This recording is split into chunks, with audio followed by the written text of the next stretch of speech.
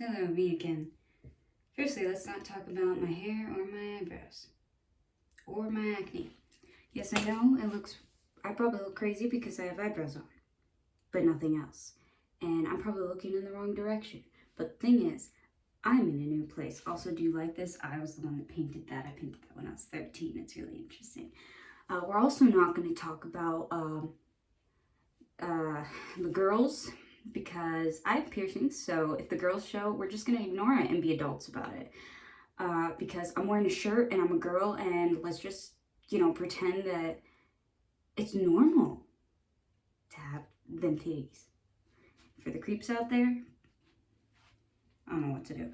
But anyways, so I'm in a bit of a mood to look saucy, or to be. I'm in a bit of a saucy mood.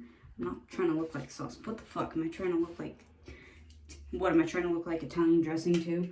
I'm a bit of a saucy mood, and I kind of want to look like a sexy person, which is a bit difficult for me to do. It's okay. I can't even stand, but I'm not in the mood to shower. So that's why I said we're not going to talk about my hair. Just because the lights really show that. Alright, so I'm going to do a Bailey Syrian, who I'm taking this idea from. And thank you, Bailey. I love her content. So yeah, go check out Bailey Syrian. She has amazing content. She just true crime and makeup, which is something I was thinking of doing live on stream. But I realized that I can do something too. We're going barefaced when it comes to the camera setup though, because there are lights here, and I'm hoping the lights are good enough.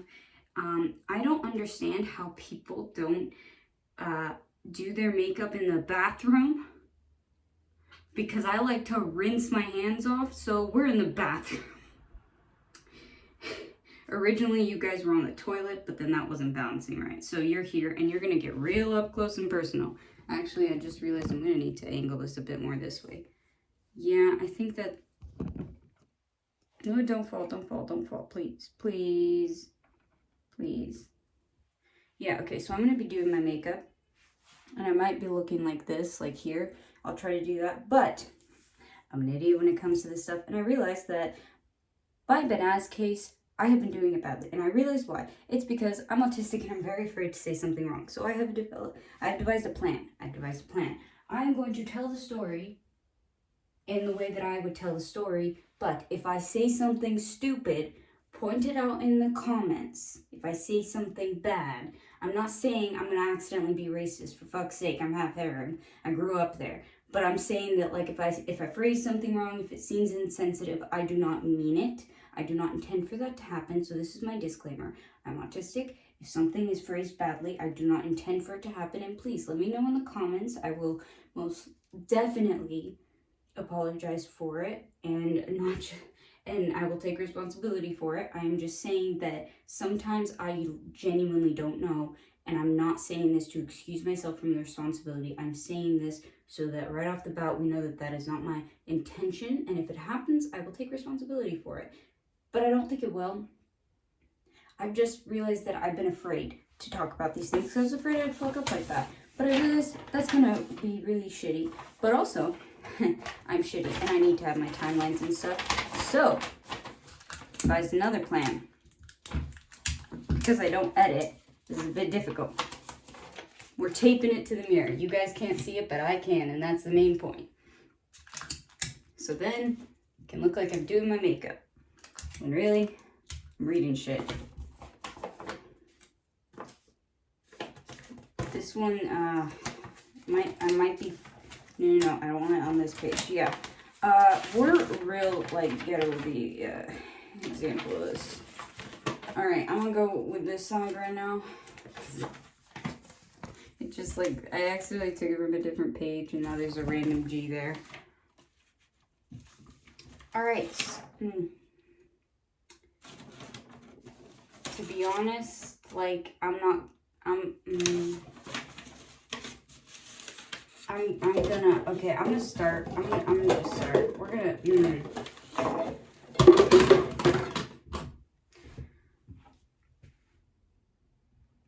we're just gonna go with what we have going right now. Alright, so, I'm gonna do a quick recap. at the beginning because I did a part 1 and I did a part 2, which was up briefly, but I personally didn't think that it was the best of quality, so I wanted to take it down because it's like, I wanted to do it justice, and if I, with my low expectations, think that it's bad, it's bad. So, because trust me, I keep my expectations real low when it comes to myself. So, yeah, oh my god, alright, yeah, I'm new to this, and I'm not really that great at makeup, so don't by any means think that this is a tutorial. This is just me doing my makeup. Even out of frame already. Normal people would get their makeup set up. Okay, no, okay, no, okay, no. No. Electra? Okay, get it together. Anyway, so, the case that we're talking about is a really, really sad case, and it's not for the faint-hearted, and if you have to leave now, I understand, and I mean everything with the utmost respect. If I get anything wrong, please let me know in the comments down below, and I will leave something like a message to correct it in the comments. And I'm just going off of the research that I found online. Moving on from that. Alright, Banaz Mahmood. Who was Banaz? Banaz was honestly a great person. Like, she was known to be really soft, really sweet, really kind, and was described as someone who just didn't want arguments. Like, she just didn't like to start stuff. She was not a confrontational person. She was a person who just wanted everyone to be happy and get along. And I met people like that. The only problem is that when that happens, like, it's sad how, like, I don't... Sometimes that can lead to the fact that you, like, it's harder for you to stand up for yourself. And by the way, I don't mean that, like, any of this is her fault. Of course not. I just mean, like, it's sad how in this world being nice can lead to situations that are bad. Yeah. Anyways, so I saw a documentary and I saw it had her sister with like a disguised voice and everything, but her sister said that it was such a sad line. It was, if she was in my life, life would be orange and yellow, kind of like the sun. I believe she was like describing a sunset, like the sunset type of look, like just bright and happy. And she also went on to say that they used to call her Nazca, which in their language means soft, like a little baby lamb. So all of it's really, really sad how this went through. Like how it all happened in general. Anyways, so now we move on to her family.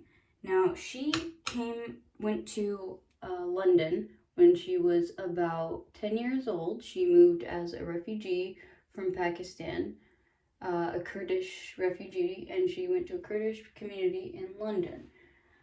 And at 10 years old, yeah, okay, they're going to London, and it's not as restrictive, right? No. The problem is that just because you move, it doesn't mean that the culture is gone. No, the people who grew up in that culture are going to still keep the same values that they have and still have the same belief systems. And they were Muslim. And as Muslims, yes, a lot of their beliefs and belief systems can be very archaic and especially can seem very archaic. But I'm going to clarify that the actual religion has nothing to do with what happened to Banaz.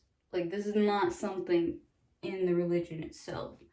This is not something that is promoted. I grew up and it was literally in my curriculum. Like, you couldn't graduate without having to study 4 years. Literally, like, I studied 4 years. Every single year, I had classes in religion. And not once did they talk about anything even remotely like this. No, they didn't. They didn't. Not whatsoever. Not anything in this case. And that was, from preschool to high school, when I graduated high school, all of it was taught every single year, every single semester. And we had semesters, and Oh, do they have semesters here? Let me know in the comments. Do they have semesters in America? I don't know. Anyways, so they went on to, wait, where was it? This is when people would edit, but we're not gonna. Moving on. As she got older, as the kids got older there, she had 5 siblings, and she had an older sister. Her older sister, as she got older, she mentioned she's the one who described Banaz, and the way I just mentioned. As they got older, there's a dog outside that keeps. Okay, anyways. As the sister got older, I know we're talking about Banaz, but this is relevant. As the sister got older, she started to feel the restrictions. She started to feel like it. And imagine, like, you come from that type of life there, but then, like, you're shown a different way, and you're still young. It's kind of like the whole, well, the other kids are doing, why can't I? But it was things like, why can't I wear nail polish? Why can't I wear perfume? Why are you yelling at me? It wasn't just, why is this, it wasn't just those things, but it was like, it built up, and it was down to even the littlest things like that they were restricted, particularly to the girls. And yes, that part, yes, that is classic. The girls are expected certain things, and one of them is to be very conservative, but there's nothing wrong with wearing nail polish. Actually, over there, everybody is allowed to wear nail polish during, like, females during their period, because during your period you don't have to pray. You don't pray, and because the way that it works is that, you know, if you've ever, they have something called wudu, which is it's a ritualistic way of cleaning yourself, washing yourself. They do it 5 times a day, and the thing is that they don't wear nail polish because it blocks something from getting clean. It blocks a part of your hand from getting cleaned. It's like a layer. So that makes sense. So on your period, you're not going to pray, so you don't do the ritual, so it doesn't matter. And people wore nail polish. I saw it, and I lived there, and it wasn't like I was just around things. I wasn't in an American school. I was in a Saudi school. I grew up in a Saudi school. So anyways, this story just makes me so angry, and I hate what it makes, like, the way this looks, because this is not anything to do with the religion. Just makes me very, very upset. So after a while, once things started to get really, really bad, and it was the household, it was abusively oppressive. It wasn't just, oh, my parents are strict. It was, I feel like I can't fucking breathe type of strict. And so eventually her older sister ran away, and she had to go into hiding, because that was not good, and you'll find out why, because it disgraced the family. So after that, they were even more strict, because they're like, fuck, one of our kids already left us. We don't look so good in the community anymore. And the saving face is a huge thing over there. Like, gossip and the way you look, and the way you look to the community, all of that's really, really, really important. It's a big deal. The society's very tight-knit, and it's very, very important that you don't ruin your reputation. So imagine when you're a refugee in the Kurdish community there, it's going to be a smaller community, even smaller. So word can spread pretty damn fast, even faster than it would normally spread. Sorry, I'm just indecisive. But anyway, so it would travel even faster than what it would normally spread. And so by then, they're like, okay, we got to crack down on these kids. We got to make sure that they listen to us, and that the girls are fully, like, monitored, and that this doesn't happen again. So that's exactly what they did. And poor Banaz, she ended up being forced to marry a... Oh, I forgot to mention, sorry. She, the older sister is named Bakal, and she was 2 years older than Banaz. And when she left them, she spent some time in foster care. Um, and that was when she reported the whole, like, the way it was really, really bad because she was beaten. Like I said, this was not like just strict parents type of thing. And at the age of 16, Banaz was forced to marry someone who was literally just off the fucking plane. Was illiterate, didn't know anything about the culture, didn't know how the culture worked in America. Not America, sorry, I'm used to America. In England. And either way, and despite all that, like, despite that it was a new culture, he just was an all around shitty person. Awful, awful human being. Disgusting. And it just think of every negative adjective and attribute it to him. There we go. It's an ugly, ugly person inside and out. I mean, I don't remember seeing a photo of him, but I'm sure he was ugly. So there's random people talking outside. Guys, I already have ADHD. This is hard enough, and I don't edit. Why are you being like this? So once she was married, it was so bad. She ended up, later on we find out that he was really physically abusive. And, like, even if she wasn't even allowed to call him by his name, I'm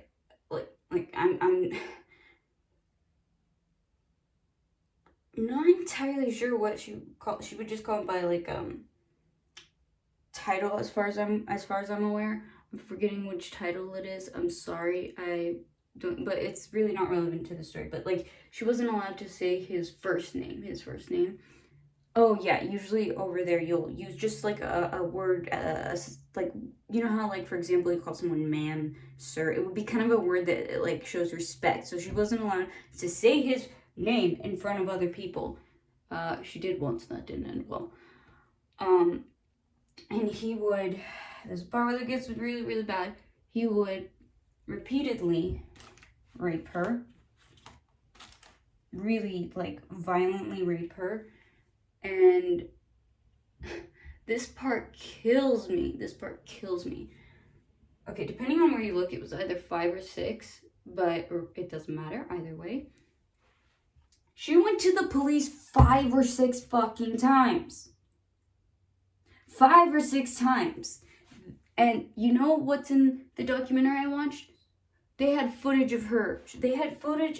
She told her own story. There's even more to that gets disgusting. We'll get to that. Also, I know I'm using the same brush for 2 different colors. Mind your business.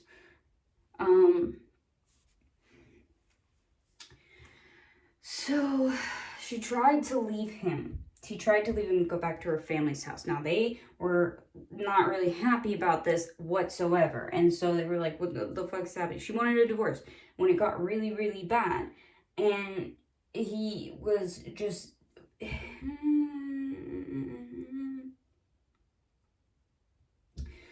Sorry, I know. Anyway, so...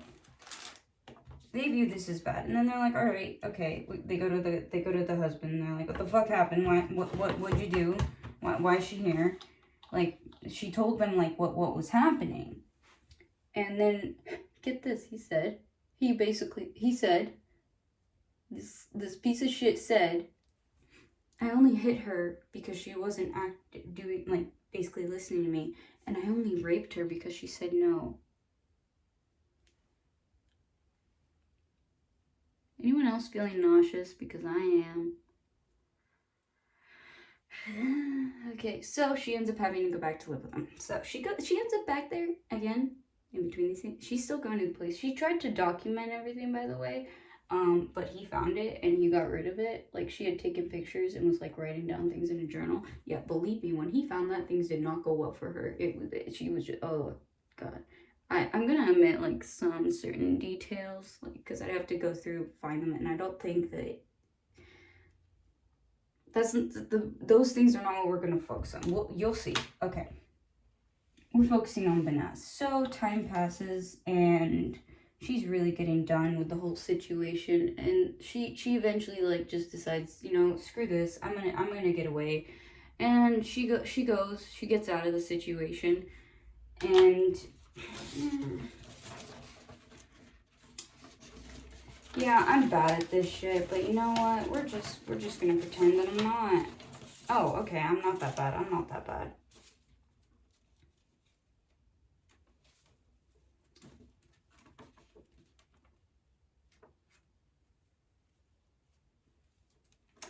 Yeah, okay, I just realized that I sat for a long time being quiet. My apologies. So I'm just going to read from here what she reported, just so I don't mix it up. It says that she reported an attempt was made to kill her, and her father threatened to kill her mother and sisters if she did not return to the family home, because that was to the sister earlier. But Mikhail didn't return home. That, by the way, when she tried to leave her family, that was, when she tried to leave her husband, that was July 2005. I usually don't include dates, but I'm going to include them. Let me know if you think there needs to be dates or not. Anyways, now she's just tried to leave this man. She just goes back. She's just like feeling defeated, but she keeps trying to go to the police. She really keeps trying to go to the police to get help. So that's what kills me about this whole situation, is that she's trying to get help. She keeps asking for help, but no. They just keep. Just imagine being in that situation where, like, imagine how hopeless you would feel. Now, damn it. Okay. Oh. So in autumn, she meets a guy named Rahmat, and they fall in love, and they're really, really in love. Also, yes, I know it's around my face. I'm gonna clean that up later. They're really seriously like in love, and she wants to be with him. She wants to be with the person that she loves, but no. These bitches out there just jealous of her happiness, or don't want her to be happy, because it's a disgrace. And people talk, and they're seeing her while she's like doing all this shit. Not that what she's doing is shitty, but like they're seeing her, and basically the men would just like see what's going on and report back to the family. They'd report back what the girls were doing, like in general in the community. And they had to meet in secret. But then one time, somebody saw them kissing, and that didn't go over so well. That definitely didn't go over so well. So much so that later on New Year's Eve,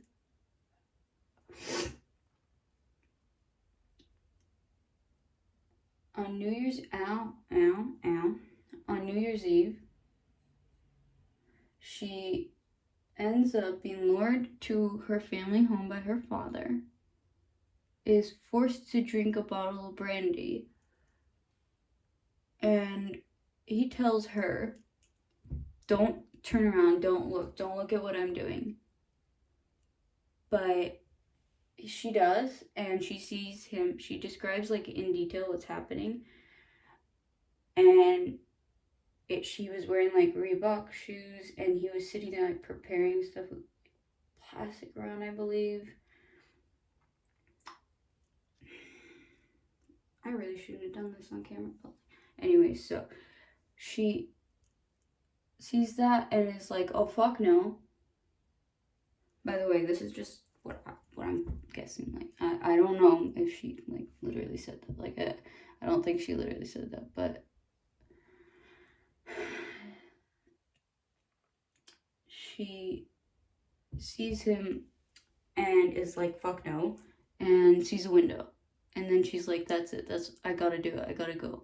So she decides, I'm bolting, I'm leaving, I have to get out. So she goes and she smashes the window and ends up like really hurting her hand, and goes like tries to get away and basically collapses near a coffee shop.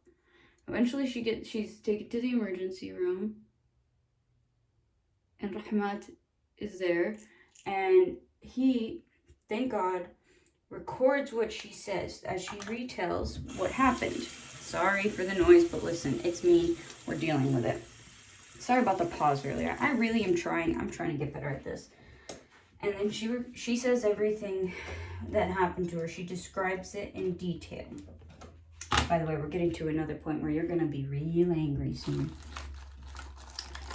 So, but it was in her language, so I saw it and there was subtitles. She describes what happens, and this is very, very important later. Thank you, Rahmat.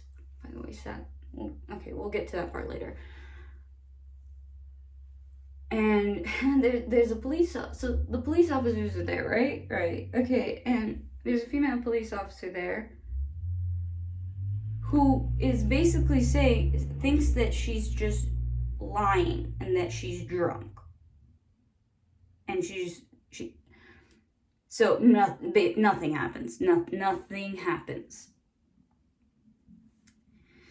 Can you tell how mad I am? Can you tell how mad I am? Can you tell how mad I am? I love how I'm asking that while I look pretty straight-faced. But look, I'm really fucking pissed. And so nothing's done once again. After this, by the way, one person at the hospital, like one of the people like working at the hospital, said that she had never seen someone so scared in her life. So I don't know where that bitch, the cop, like got that idea that this bitch is lying. I don't know. Please make it make sense. Make it make sense. If anybody can, let me know. Actually, no, don't, because I'll be mad at you. It doesn't make sense. So after that, after going to the police so many times, nothing's working. She's just resigned herself to this, and this is the saddest part, is that she writes a letter, because after she writes a letter and literally tells them, she describes who the killers are. She tells them who it is, but she tells it like in numbers. Like you can see the picture. There are pictures of it online. And she like says this person 1, 2, 3, blah blah blah. But she literally says herself, solves her own case before she dies. 5 times she went to the police. 5 fucking times she went to the police. What gets me is that this is so avoidable. Like it was. She tried to get help. She tried. And all the people let her down. Everyone let her down in this case. Like, it goes without saying, her family, like, I don't think, like, did they ever actually not let her down. They were just pieces of shit. And so, she leaves it by the police station. And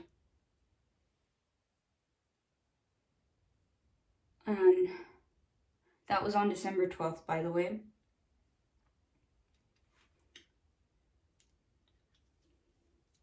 And oh, my bad. I got the storyline wrong. Sorry, the part where they see her with Rahmat, that's later. Beforehand, when she left her husband, that's when they tried to kill her. I'm really bad at this. I'm trying. This is actually just a test run, so let me know. Like, if I organize this more, do you think it would be worth it for me to try to do some, like a series kind of like this? Let me know. This is just a test run, so it's not the best I can do. It's a little bit off and annoying, but I'm trying my best. Like, genuinely I am. So, either way, like, So literally it was just because she tried to leave a rapist in the beginning. It wasn't even because, like, I don't get it, like, why they would try to kill her. Obviously I don't support it, about, like, by her kissing a man, but, like, that is something I'd be more familiar and wouldn't be as surprised hearing. I'm not surprised about any of it, sadly, because I do know that some places are really rural, and it's really like the old ways, basically. Damn it! I wanted to use the liquid eyeshadow next time.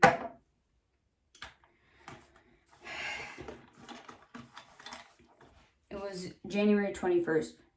Once they saw them kiss.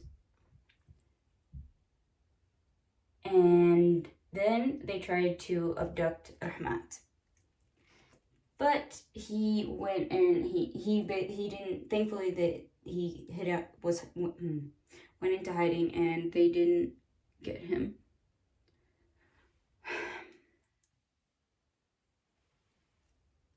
And then Banaz on the 24th is at her family's home, and she's specifically left alone in the house for her to be killed. And get this, the home is like small and there's not a lot of places for her to sleep. So this whole thing happens where she's sleeping, which is the living room floor. So as you can tell, they really, like, no, they didn't give a shit about her. They didn't give a shit about her at all. I don't think they ever gave a shit about her. Like, I can't think of someone giving a shit about you and doing all this. And that was when they, okay, there are really disgusting details about this that you can see. You can look up yourself, but for about 2 hours, she is raped and tortured until she dies. I don't mean to be disrespectful by putting on mascara as I say that. It's at least a distraction from how horrid it is. Actually, no, I don't want to. We need to, like, acknowledge how bad it is, but I've tried to tell this like 500 times. So I will be making a part 2 to this one, because this one's already 30 minutes long and it's going to take forever to upload because my internet is bad. I hope it was okay. I'm very sorry about, like, mixing up the timeline, but I don't think it was too bad of a mix-up because, like, nothing else was mixed up. Just, yeah. And we're done with the makeup look anyway, so this is a good time to stop. Well, almost done.